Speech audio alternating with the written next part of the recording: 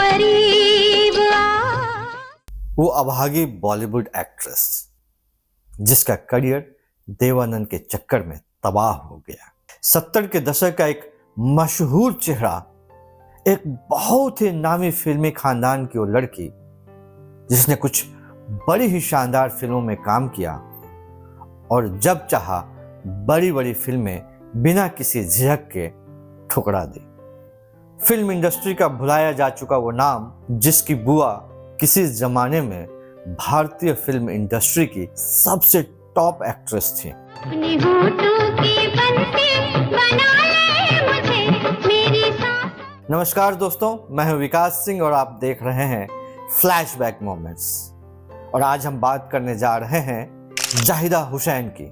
जी हाँ, संजय दत्त की माँ नरगिस दत्त जिनकी बुआ थी। जाहिदा जी का जन्म हुआ था 9 अक्टूबर 1944 को मुंबई में। जाहिदा की दादी भी अपने दौर की फिल्म इंडस्ट्री का बहुत बड़ा नाम थी और वो पहली महिला थी जिन्होंने भारतीय फिल्म इंडस्ट्री में बतौर म्यूजिक डायरेक्टर अपनी करियर को शुरुआत किया था। हालांकि वो खुद भी बहुत अच्छी गायिका थी और फिल्में भी प्रोड्यूस किया करते थे। कहते हैं कि कुछ एक फिल्मों में तो जाहिदा की दादी ने एक्टिंग भी की थी और कई दफा वो फिल्मों की कहानियां भी लिखा करते थे। उनका नाम था जद्दन बाई। जी हाँ, खूबसूरत और जबरदस्त अदाकारा नरगिस दत्त की माँ थी जद्दन बाई। जाहिदा के पिता अख्तर हुसैन और नरगिस दत्त खास सौतेले भाई बहन थे। नरगिस की माँ जद्दन बाई के पति नरोत्तम दास खत्री उर्फ बच्चू भाई के पुत्र थे अख्तर हुसैन और जाहिदा इन्हीं अख्तर हुसैन साहब की बेटी थी, यानी जद्दन बाई की अपनी पोती थी जाहिदा। जाहिदा के दादा नरोत्तम दास खत्री उर्फ बच्चू भाई भी जद्दन बाई से शादी करने के लिए इस्लाम धर्म को स्वीकार कर लिया था। हालांकि जद्दन बाई और बच्चू भाई की शादी सफल नहीं रही और दोनों का तलाक हो गया था। जद्दन बाई ने दूसरी शादी की थी सितार नवाज उस्ताद इरशाद मीर खान से। उनसे जद्दन बाई को एक बेटा हुआ था जिसका नाम था अनवर हुसैन। अनवर हुसैन 60 और 70 के दशक में फिल्म इंडस्ट्री के नामी कैरेक्टर आर्टिस्ट थे। तुम लोग चारों तरफ फैल जाओ, बैग हासिल करके लाओ, जाओ जल्दी। यानी अनवर हुसैन, जिन्हें लोग जाहिदा के चाचा कहते हैं, वे भी इनके कोई सगे नहीं सौतेले चाचा थे। जद्दन बाई की तीसरी शादी हुई थी मोहन चंद उत्तम चंद त्यागी उर्फ मोहन बाबू से। मोहन बाबू ने भी जद्दन बाई से शादी करने के लिए इस्लाम धर्म स्वीकार किया था और अपना नाम रखा था अब्दुल राशिद। इन्हीं मोहन बाबू की बेटी थी नरगिस दत्त, यानी नरगिस जाहिदा की बुआ थी। नरगिस दत्त की मां ने 3 शादियां की थीं, 2 बार हिंदू से और 1 बार मुस्लिम से, और दोनों हिंदू पतियों को इस्लाम में कन्वर्ट कर दिया था। गजब बात है, कैसा प्यार रहा होगा। खैर, तो हमने आपको संक्षेप में जाहिदा जी की फैमिली बैकग्राउंड को बता दिया। अब वापस जाहिदा जी की कहानी शुरू करते हैं। जाहिदा के पिता अख्तर हुसैन भी अपने वक्त के नामी फिल्म प्रोड्यूसर हुआ करते थे। उस जमाने में रंग महल नामक स्टूडियो के मालिक थे अख्तर हुसैन, जबकि इनकी मां इकबाल बेगम हाउसवाइफ थी। जाहिदा के 4 भाई और 3 बहनें थीं। चूंकि जाहिदा एक फिल्मी परिवार में पैदा हुई थी तो बचपन से ही उन्होंने फिल्मी माहौल को काफी करीब से देखा व महसूस किया था। छोटी उम्र में ही उन्होंने फिल्मों में काम करने की ख्वाहिश अपने दिल में पाल रखी थी और जब जाहिदा बड़ी हुई तो उन्होंने महसूस किया कि क्योंकि वो एक इमोशनल और काफ़ी सेंसिटिव लड़की हैं, इसलिए उनके लिए फिल्म इंडस्ट्री से बेस्ट और कुछ हो ही नहीं सकता। हालांकि शुरुआत में नरगिस नहीं चाहती थी कि जाहिदा फिल्मों में आए। नरगिस को लगता था कि जाहिदा कुछ ज़्यादा ही इमोशनल है और ऐसे लोगों को फिल्म इंडस्ट्री में जाना एक गलत फैसला साबित होगा। हालांकि नरगिस दत्त के इस विचार से जाहिदा सहमत नहीं थी, इसलिए उन्होंने साफ कर दिया कि वो फिल्मों में काम करने का अपना ख्वाब हर हाल में पूरा करेंगी। आपको बहुत जल्द मालूम हो जाएगा मिस्टर यूथा। भतीजी का मजबूत इरादा भांपकर नरगिस ने उन्हें फिल्मों से दूर रहने की सलाह देना बंद कर दिया। चूंकि जाहिदा का परिवार फिल्मी था तो घर आने जाने वाले ज्यादातर मेहमान भी फिल्मी दुनिया के लोग ही होते थे। यही वजह है कि जब जाहिदा बड़ी होने लगी तो उनके घर आने वाले डायरेक्टर प्रोड्यूसर्स ने उनके पिता से कहना शुरू कर दिया कि अब जाहिदा को फिल्मों में काम करने की छूट मिल जानी चाहिए। एक इंटरव्यू में खुद जाहिदा जी ने बताया था कि उनके पिता से मिलने घर आने वाले लगभग हर डायरेक्टर प्रोड्यूसर यही कहा करते थे कि जाहिदा को अब फिल्मी लाइन में उतार ही देना चाहिए। वैसे भी उस जमाने में फिल्म इंडस्ट्री के लोगों का मानना था कि फिल्मी घराने के बच्चे अगर फिल्म इंडस्ट्री में आते हैं तो उनके साथ काम करने में आसानी होती है। वो जानते हैं कि फिल्म निर्माण कैसे होता है और उन पर बहुत ज़्यादा मेहनत नहीं करनी पड़ती है। ऐसे ही लोगों में से एक थे गुरुदत्त साहब। गुरुदत्त जाहिदा को अपनी फिल्म कनीज में लॉन्च करना चाहते थे। गुरुदत्त तो जाहिदा के स्क्रीन टेस्ट लेने की पूरी तैयारी कर चुके थे, लेकिन चूंकि उन दिनों गुरुदत्त की छवि कुछ ऐसी बनी हुई थी कि वो नई लड़कियों को फिल्म इंडस्ट्री में लॉन्च करने की बड़ी बड़ी घोषणाएं करके फिर खामोश बैठ जाते थे। तो जाहिदा ने गुरुदत्त साहब के इस ऑफर को कभी गंभीरता से नहीं लिया और ना ही गुरुदत्त की फिल्म कनीज कभी बन पाई। हालांकि जाहिदा के इनकार करने के बाद भी गुरुदत्त साहब ने सिमी ग्रेवाल को कनीज फिल्म के लिए कास्ट किया था। कहा जाता है कि सिमी ने कनीज के लिए इक्का दुक्का सीन भी शूट कर लिए थे, लेकिन जब गुरुदत्त ने फिल्म को बंद करने का ऐलान किया तो सिमी ग्रेवाल से उनकी काफी विवाद हुई और सिमी ग्रेवाल को अपनी फीस निकलवाने के लिए सिने आर्टिस्ट एसोसिएशन में गुरुदत्त के खिलाफ शिकायत करनी पड़ी थी।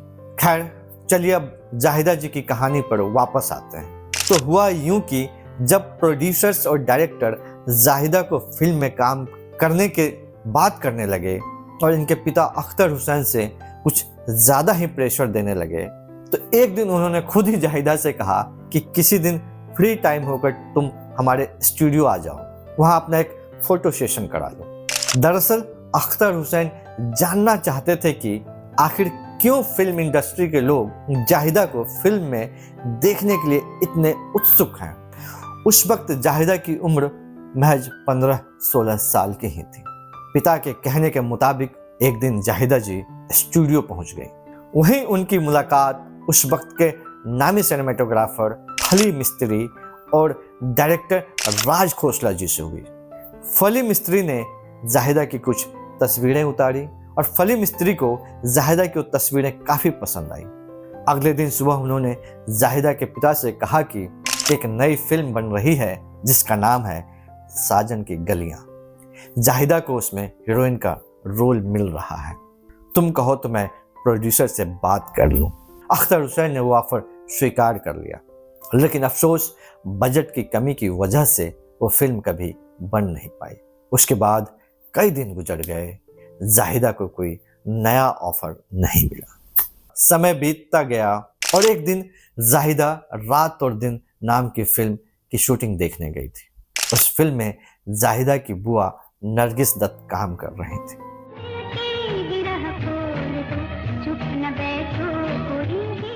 और फिल्म में जाहिदा के पिता अख्तर हुसैन ही पैसा लगा रहे थे। जिस स्टूडियो में रात और दिन की शूटिंग चल रही थी उसमें ही एक दूसरे फ्लोर पे देवानंद साहब भी अपनी फिल्म 3 देवियां की शूटिंग कर रहे थे। हो तुम या कोई हकीकत कौन। शूटिंग से ब्रेक लेकर देवानंद नरगिस से मिलने आया करते थे और एक दिन जाहिदा भी उसी समय नरगिस जी के पास थी। उस वक्त देवानंद ने जाहिदा को पहली दफा देखा था। देवानंद को जब पता चला कि जाहिदा नरगिस की भतीजी हैं तो उन्होंने जाहिदा से पूछा कि क्या तुम फिल्मों में काम करना पसंद करोगी। अब चूंकि फिल्मों में काम करना जाहिदा जी का बचपन का ही ख्वाब था तो इनकार करने का तो कोई सवाल ही नहीं था। तो जाहिदा ने देव साहब से कहा जरूर, क्यों नहीं। जाहिदा का जवाब सुनकर देव साहब काफी खुश हुए और कुछ दिनों के बाद देव साहब पहुंच गए जाहिदा के घर। उन्होंने जाहिदा को अपनी फिल्म प्रेम पुजारी में सेकंड लीड एक्ट्रेस की रोल को ऑफर किया। Mrs Andre, yes mister Andrews. मौत ही हमें जुदा करेगी।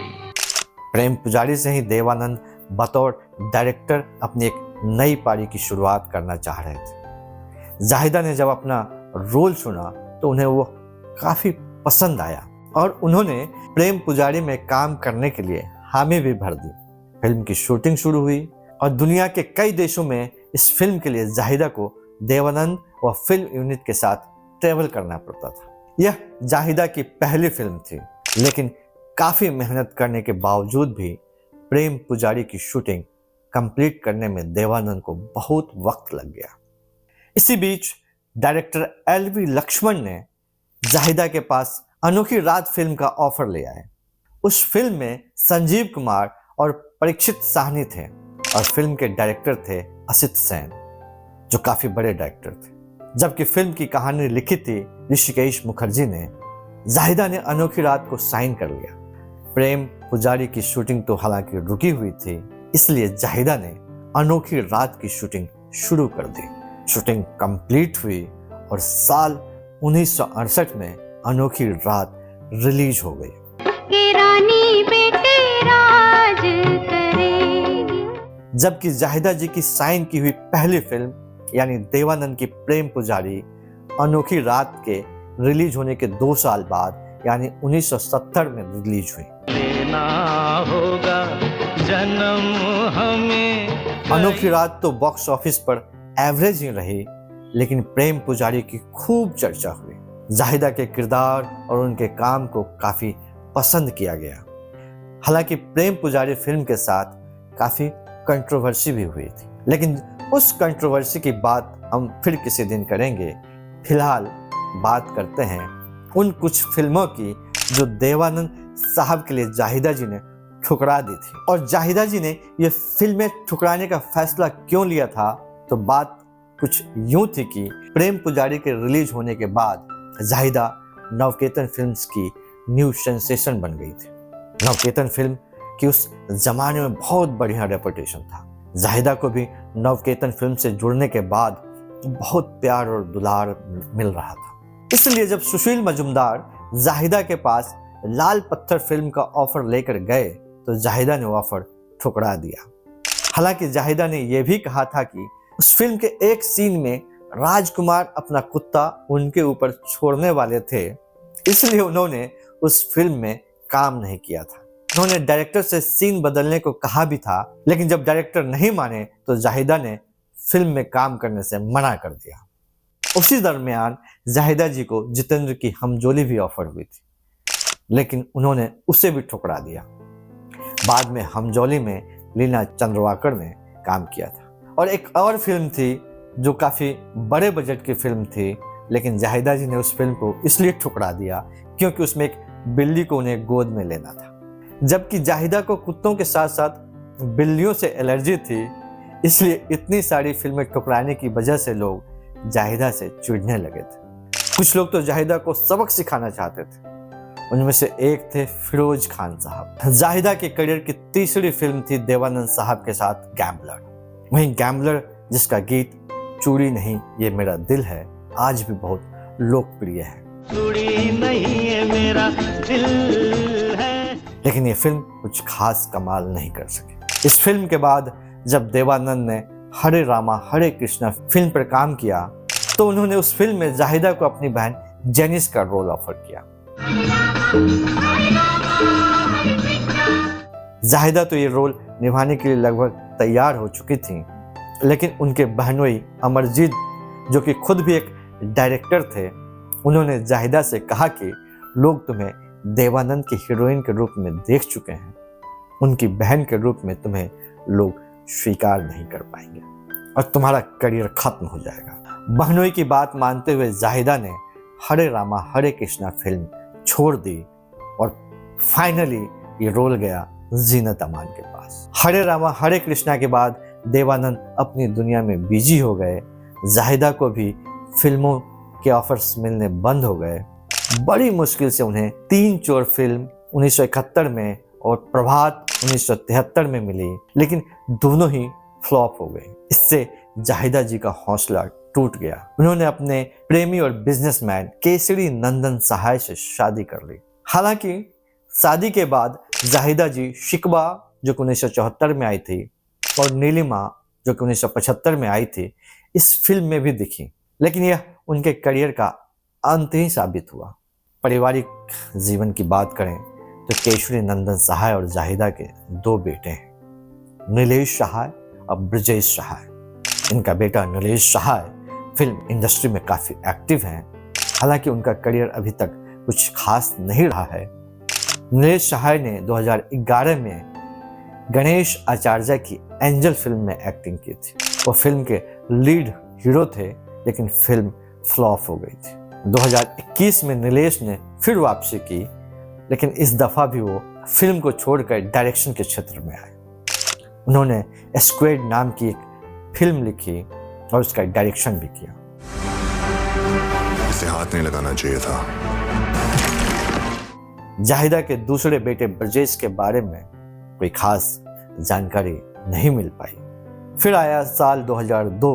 उस समय जाहिदा जी ने दूरदर्शन के जरिए एक दफा फिर से एक्टिंग की दुनिया में वापसी की। दूरदर्शन के शो आम्रपाली में जाहिदा ने एक्टिंग की शुरुआत की थी, लेकिन उसके बाद उन्होंने कभी किसी टीवी शो में काम नहीं किया। खैर, जाहिदा जी अब मुंबई में अपने परिवार के साथ रहती हैं और वो दादी भी बन चुकी हैं और एक सुखी जीवन बिता रही हैं। फ्लैशबैक मोमेंट्स जाहिदा जी की अच्छी सेहत के लिए ईश्वर से प्रार्थना करता है और उनके द्वारा किए गए कामों को याद करते हुए आज के एपिसोड को हम यहीं समाप्त करते हैं। अपने दोस्त और होस्ट विकास सिंह को दीजिए इजाजत और अपनी राय हमें कमेंट बॉक्स में ज़रूर लिखिएगा। नमस्कार, धन्यवाद, शुक्रिया, जय हिंद।